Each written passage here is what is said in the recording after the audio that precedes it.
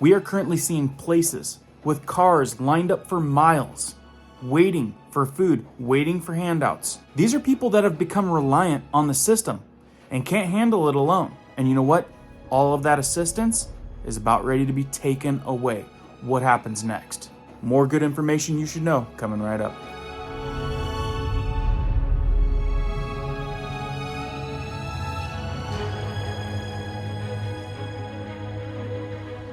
Welcome. If you're brand new to our awesome community where we do emergency preparedness how-tos, prepping tips, and news that could affect you, and you find value in that, be sure to hit that notification bell so you guys can stay up to date. Let's jump into this one. Yeah, look at this, guys. A mile long of cars. People waiting in line for food because they cannot cut it if they don't. These people show up as early as 5 a.m. and this place doesn't shut down until 4:30 p.m. That's a long time waiting in line for a box of food. So let's take a look at this article before I get into how this is going to affect you. The article is by the Washington Post. A mile-long line for free food offers a warning as COVID benefits end. Now, this article is reported in Kentucky, but this type of movement is expected to happen all over the place at a time where so many people have become dependent on the assistance. This assistance is expected to be slashed. As a man in Kentucky claimed the first spot in a mile-long line for free food in the Appalachian foothills, Danny vividly recalled receiving the letter announcing that his pandemic-era benefits to help buy groceries was about to be slashed. Can you imagine being dependent on something like that and then getting a letter saying that you're not going to get it anymore? And this is exactly the setup that's been put into place. Kentucky lawmakers had voted to end the state's health emergency last spring, by default cutting food stamp benefits created to help vulnerable Americans like this guy weather the worst of the pandemic. Instead of $200 a month, he would get just $30. He crumbled up the letter and threw it to the floor of his camper. I could have told you I saw this coming. He said, "I thought, wow, the government is trying to kill us now." 63 years old and survives on his Social Security disability check and lives in a mobile home with his wife after the house burned down 5 years ago. They are going to starve us out, he says. And that might just be exactly what they're trying to do. The man and his wife hop into their truck twice a month at 4 a.m. to ensure they get a few staples at the Hazel Green Foods Project giveaway. On a recent Friday, they waited 9 hours until local prisoners on work duty started loading bags of meat and vegetables, potato chips, and cookies into the vehicle in one of the nation's most impoverished communities. Can you imagine waiting 9 hours in a line to get some food? 9 hours. I imagine there's probably some gas money that gets spent in 9 hours. Some environmentalists might be concerned about that many cars in a line running their vehicles for 9 hours. And I'm sure if they had electrical vehicles, they probably would have been stranded. Maybe not. I don't know. I don't think most people have any idea what is going on here. I mean, people are not going to be sitting in their car for 6 to 7 hours for food at a food pantry if they didn't need it. A lot of these families depend on the government for help. They went from increased benefits during COVID. Wait a minute. Did I just see two people that were on oxygen and smoking? What? I can tell you what, these guys could definitely make some better health decisions. Depend on the government for help. They went from increased benefits during COVID to much decreased benefits now.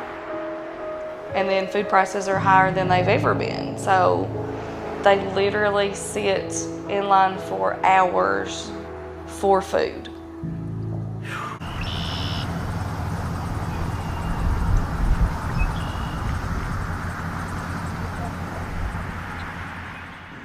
I pulled in here at 4 o'clock this morning.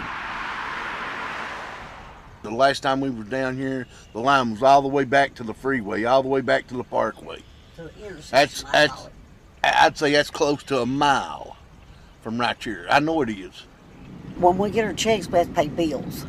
And then you got to buy what little you need and what little food stamps you get SNAP, so.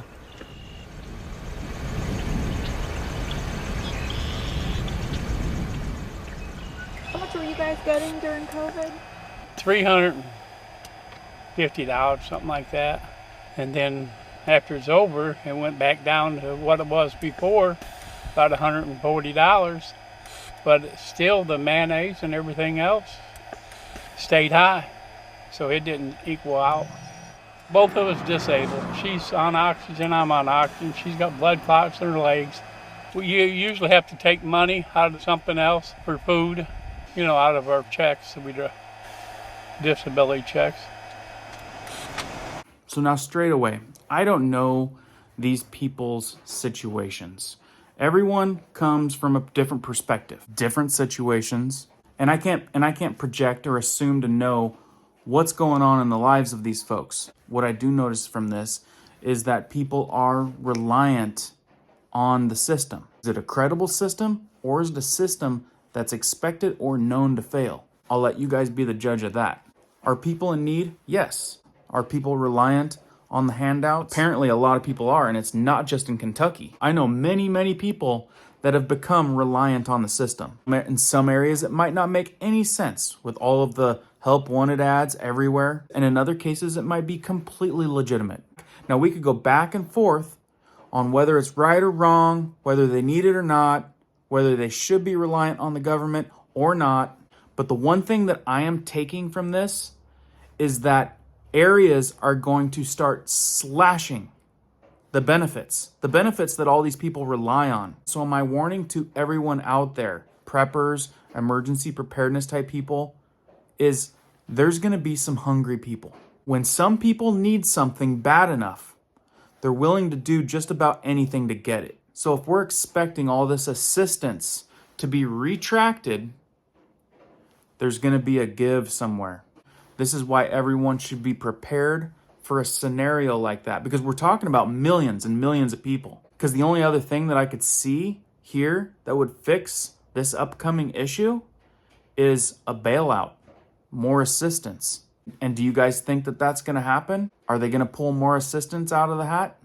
Or are we going to have millions and millions of people that are going to be hungry? This is why it's important for us, even though there's a lot of sleepwalkers out there, people that don't want to hear it, to educate others about having some emergency preparedness. Well, the more people that are prepared for something crazy like this, the less people you have to worry about being hungry and in a predicament. So I don't need to go into detail on what would happen if you had millions of people out there that are hungry. I'm sure you can figure out what would happen. I'm guessing a lot of theft, looting, extraordinary chaos.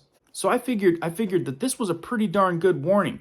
It may not seem like it right now, but when it comes down to millions and millions of people getting their lifeline cut off, it could get pretty nasty pretty quick. And as emergency preparedness, preppers, readiness type folks, you got to be ready for stuff like this. There's going to need to be a give somewhere. Where do you guys think that give's going to happen? Like I said, millions and millions of people in need, and they don't have what they've been expecting for a long time now.